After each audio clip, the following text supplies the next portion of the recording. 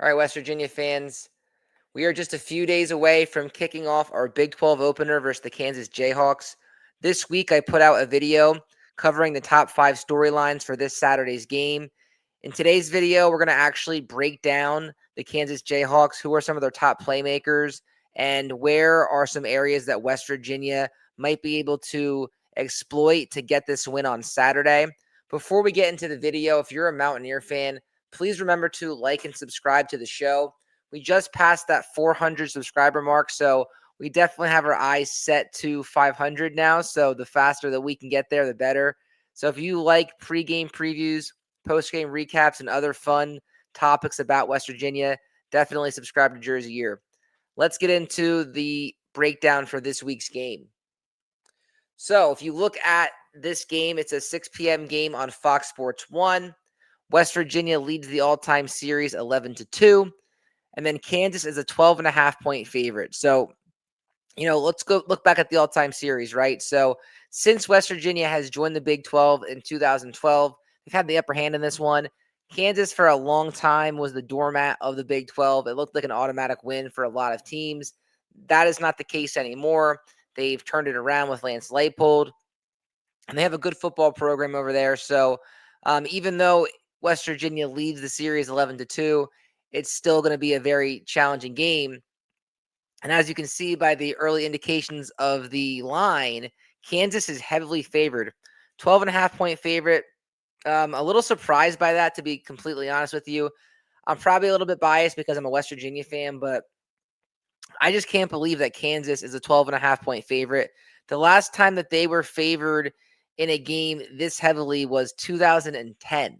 So that is a long time for a team to be favored like this against a Big 12 opponent. So again, the last time that Kansas was favored against a Big 12 opponent of this magnitude was 2010. So it's a little bit of disrespect to West Virginia, in my opinion. I know that, a lot of people aren't expecting us to do much, but I feel like that's just a crazy line. And I'm going to tell you why I actually think West Virginia matches up pretty well in this game. So definitely keep an eye on that line as the game gets closer. 12.5 is a lot of points for teams that I think are pretty closely matched. So we'll talk about why it might be like that, but I'm not buying that it's a 12.5-point underdog. I think it's going to be closer than that. Let's get into it. So let's talk about the last time these two teams played. West Virginia kind of stole one, to be honest with you, right? Kansas had the lead there by 2 scores late in that game, and it looked like West Virginia was going to drop to 1-3, and they somehow, some way pulled it out. There was a weather delay, and like I said, during that weather delay, it looked like West Virginia was going to be 1-3, and the world was caving in. But all of a sudden, that offense got hot. A couple things bounced their way, and West Virginia was singing country roads at the end of that one. So, Kansas, for the players that are returning, are going to want revenge on West Virginia, even though there's, 81 new players and there's only a handful of guys that are back. Rodney Gallagher definitely had a good game in that game. He caught the game-winning touchdown, so it's a memory that we're forever going to remember Rodney by. But the last 2 times these two teams have played, it's been really good games, right? If you go back to 2022, the game went to overtime. West Virginia ended up dropping that one. They gave up 55 points, which was very alarming, but they lost that one, and that was a devastating loss. But then they rebounded in 2024 and got the win 32-28. So, the last few times that our teams have played against each other, they've been really competitive games, and I'm expecting the same thing to happen on Saturday. Let's look at the team's schedule so far and what they've kind of done this season. We'll start with West Virginia. We know about the win against Robert Morris. Robert Morris is not a good football team. They got waxed by Youngstown State a week later, so that game didn't show you much. West Virginia could not get their offense going against Ohio. Had some chances, but ultimately did not get the job done. They got outpossessed. They got crushed in yardage, and they could not run the ball. It was a really ugly showing for West Virginia. So then you think, after the Ohio game that your team is done. And I was doing a video of like, when's our next win going to be? This is going to be a long season, but the team rallied and they showed a lot of grit. They showed a lot of determination, and they beat a solid Pitt team at home 31-24.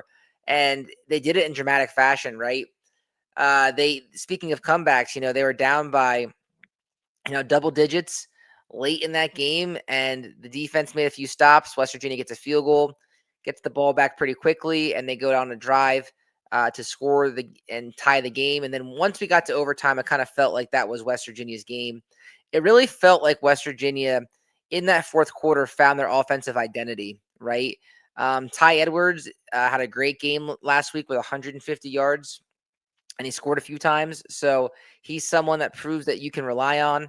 Rodney Gallagher had a really nice day, Grayson Barnes. And then they took Nico Markiel out of the game, but he comes back in the fourth quarter and makes some plays. And I think he gained the trust of his teammates and his head coach. So I think that we answered a lot of questions in that one. And like I said, I think we found our identity in that fourth quarter. So it's going to be interesting to see which West Virginia team shows up in Lawrence on Saturday. Is it the team that lost to Ohio, or is it the team that scored 31 points against a really good Pittsburgh defense? So that will be interesting to see on Saturday. Let's move over to Kansas now. Kansas is 2-1 on the season, similar to West Virginia. Looked really good in their first win versus Fresno State in week 0. I was watching that game because there wasn't too many other games on that day because it was week 0. But Kansas's defense looked really improved that day. They had some really solid playmakers, and they looked explosive on offense, and I was pretty impressed with what they did in week 1. Wagner, they handled their business, right? 56-7 against an FCS school. And then the Missouri game was really interesting, right? They looked really solid early in that game versus Missouri. They went up early, and for a while, it looked like Kansas had a chance to run away with it. Missouri ultimately came back and won the game late, and it was a good game. Some interesting stats from that one that I want to cover. So Missouri had 595 yards in offense. Kansas only had 254. So Missouri almost put up 600 yards of offense against them. Missouri also had 28 first downs to Kansas's 13. Kansas was only 3 for 11 on third down, while Missouri was 10 for 19. Missouri was 4 for 5 on fourth down. Kansas was 2 and 2. And then the time of possession was really lopsided. Missouri held the ball for 40 minutes and 27 seconds, and Kansas only had the ball for 19 minutes and 33 seconds. So it kind of goes to show you, even though the game looked pretty close, there was some glaring mismatches there as far as the stats go. I think Kansas is kind of like us, where they want to run some tempo. So that might have been the reason why you see the time of possession. But that's kind of the recap on their game.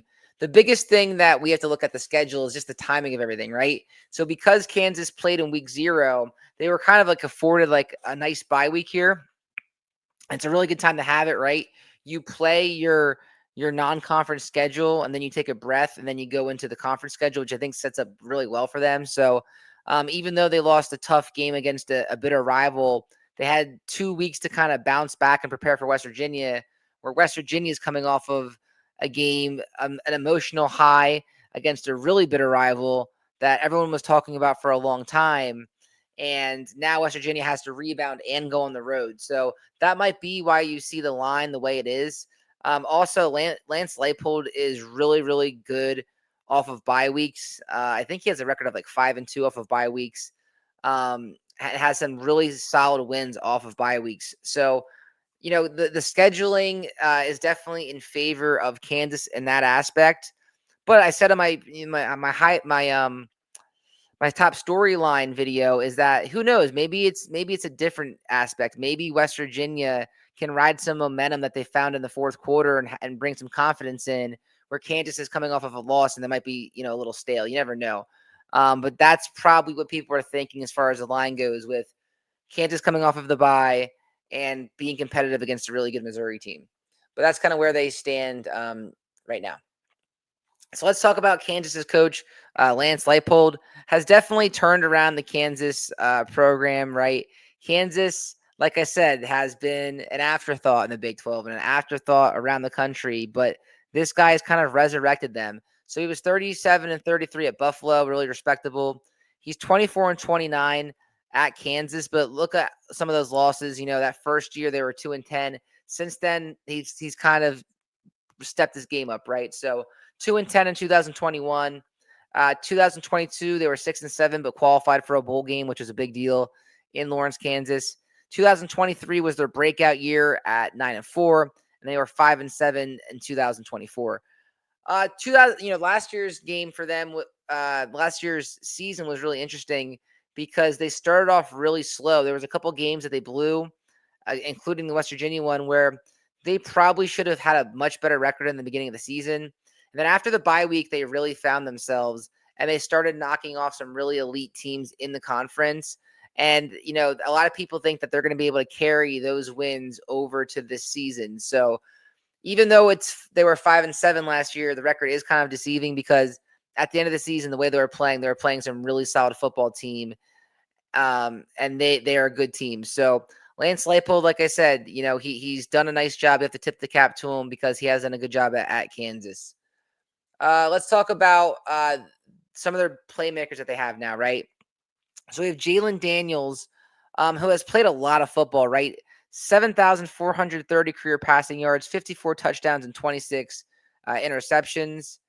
And then the rushing, so that rushing is 21 carries, 90 yards, and 1 touchdown. That's actually from this year, so that's not his career. In 2025, his passing is 679 yards, 2 interceptions, and a 72% completion percentage. And then 2024, he had 2,454 yards for 14 touchdowns and 12 interceptions and a 57% passing completion. The reason I have this graphic up here is because West Virginia is second in the nation in sacks. So this is going to be a fascinating matchup right here, is Jalen Daniels' ability to run and West Virginia getting after him and sacking him. I think it's going to be one of the most important keys to the game. 2 years ago when we played him, he ran all over us and he caused a lot of havoc with his feet and extending time in the plays. You cannot let this guy extend plays. You need to get in his face and put him on the ground. So if West Virginia wants to win this one, they are going to have to keep their sacks up to get a victory in this one versus Kansas and get after him. And like I said, right here, if you look at the graphic here, West Virginia is second in the country in sacks, tied with Pitt, which is a good company to have. Let's talk about Daniel Hishaw Jr., a good running back, explosive running back, 33 carries, 169 yards, and a touchdown. Last year, he had a really good game against West Virginia, only 9 carries, but had 72 yards and a touchdown. So he made his presence known in that game. In 37 career games, he has 1,600 yards and 9 touchdowns. Really struggled, though, last week to run the ball.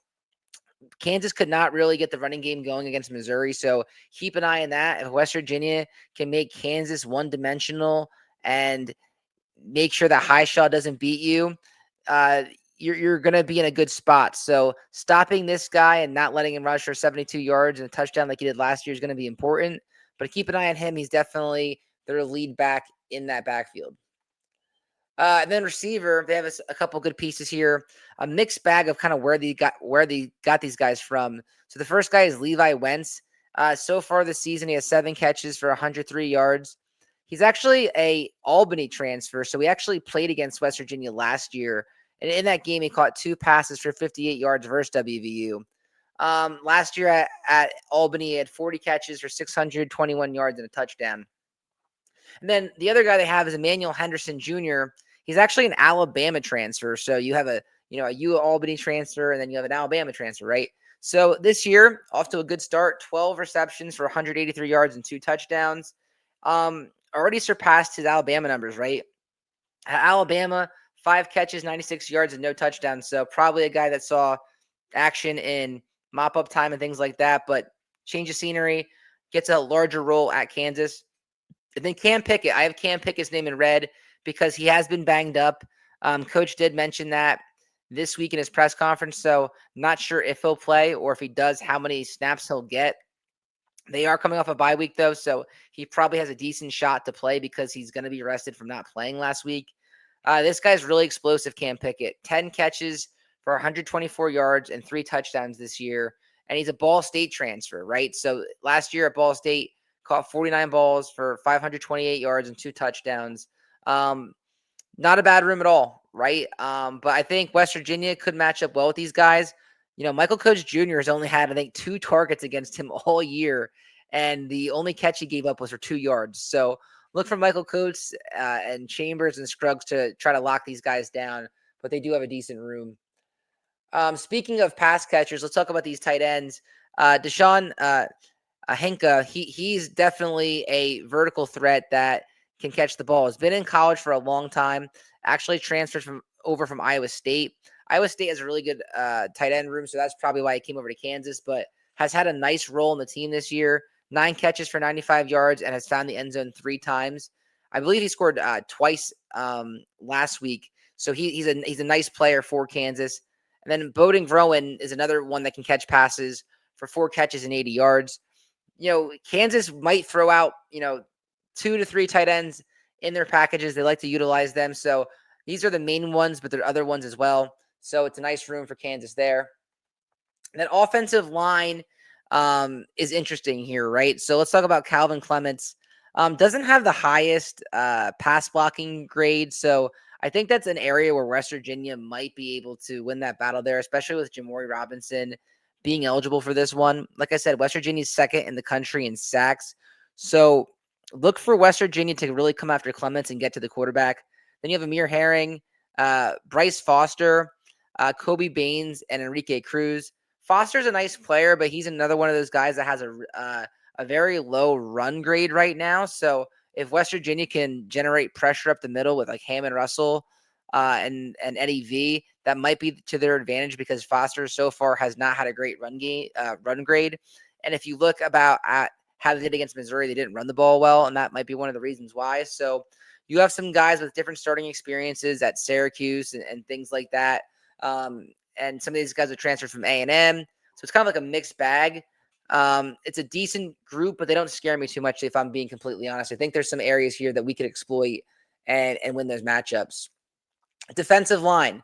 So now when we switch over to defense, when we talk about Kansas, the defensive line is probably their most dominant room. It's their strength is their D line. So let's start with Justice Finkley. He's a Texas transfer.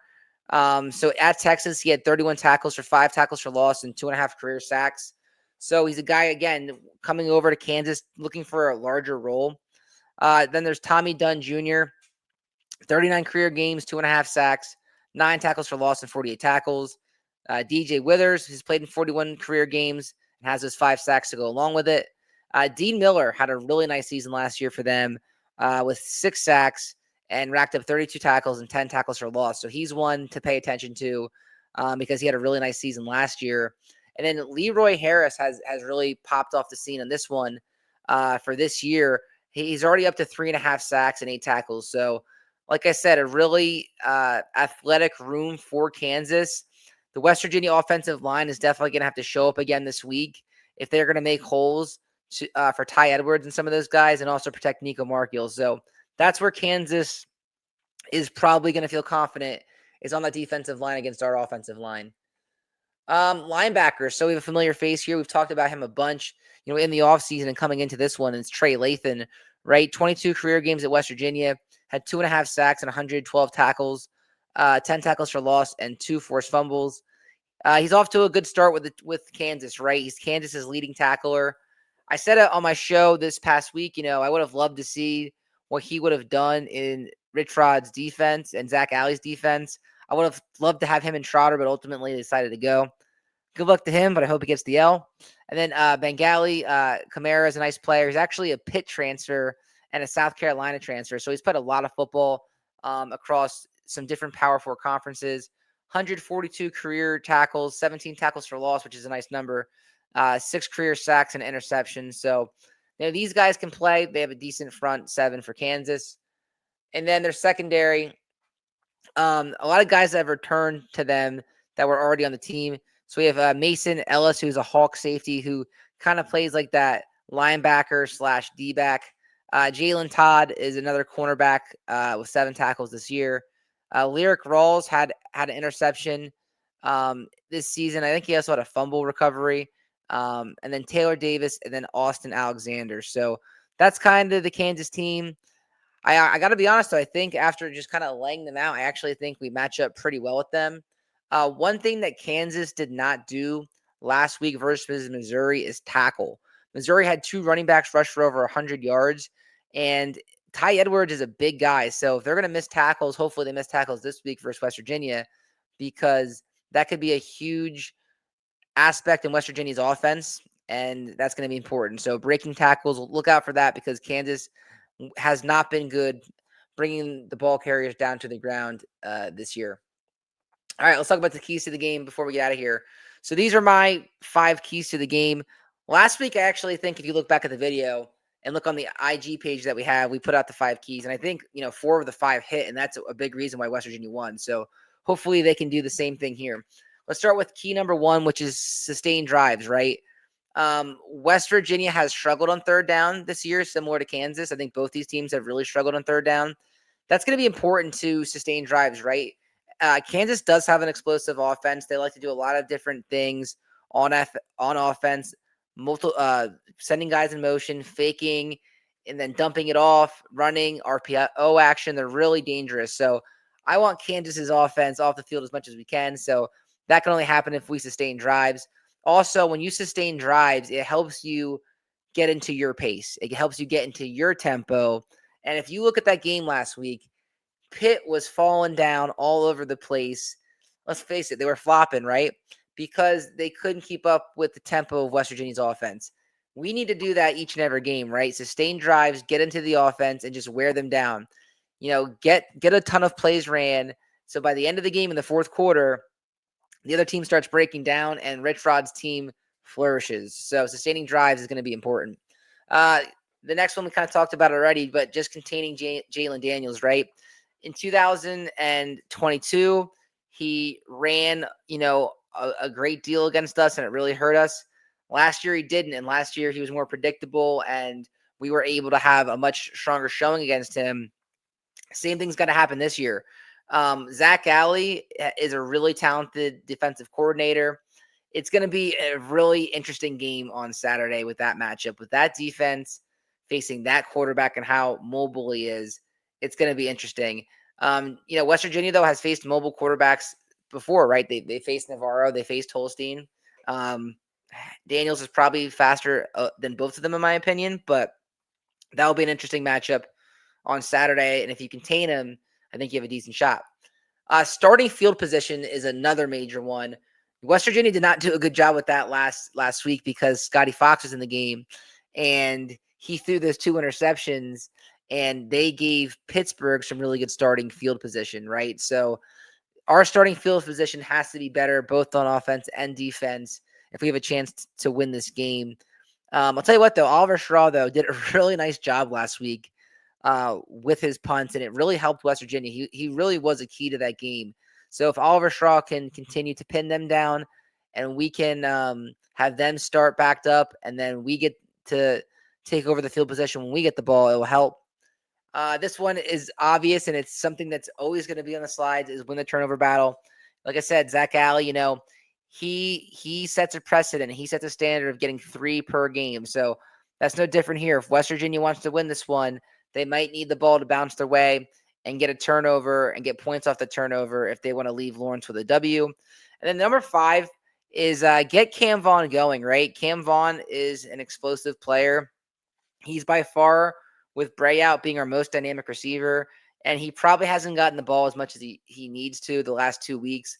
I want to see him get going. I think he has some decent matchups here, and I think he can win those battles. I just want to see him get more involved in the offense. I think if you can get him more involved in the offense, it's going to help everybody. Last week, West Virginia got Barnes and Gallagher involved, but now it's time to get Cam Vaughn involved. With that being said, final thoughts, right? So final thoughts on this one. Like I said, it's a 12.5-point spread. I'm not overly concerned about West Virginia in this game, if I'm being honest. Last week, I was a little concerned with the Pitt matchup and how we matched up with them because how dynamic Pitt's front 7 was. And Pitt was scoring a lot of points going into that game, and West Virginia had all the question marks. I really think we match up decently with Kansas, right? If this defense can get after Jalen Daniels and we can cause some broken tackles and we can get into our offense, I think we have a good shot as we can have, right? When you look at the schedule, And I've been saying this all offseason. When you look at that schedule and you see Kansas on there, you should expect to go out and get a win. I know Kansas has improved. I know they've made a huge investment in football, and you can't just count that one as a win. And by no means am I doing that, but if we want to get to where we need to be, and we want to show the nation that we're going to be a Big 12 contender this year, and if not this year, in the very near future, then you need to look good in these games. You need to try to get some of these wins, because it does not get easier after this, right? There are some really difficult games coming up against Utah, BYU, TCU, Arizona State, Texas Tech. Like, a lot of those teams are really challenging. So just because you're a 12.5-point favorite, I in my opinion, I think we're going to have the mentality that we're going out to win this one with everything against us, right? With the schedule against us, being on the road. I think Rich Rod is going to have these guys ready to play, and I think he's going to make a good first impression in the Big 12 on Saturday. Like I said, with that being said, if you're a West Virginia fan, please remember to like and subscribe to the show. We really appreciate you guys. Enjoy the game on Saturday. I'm hoping for a win. Let's go Mountaineers. We'll talk to you guys next time.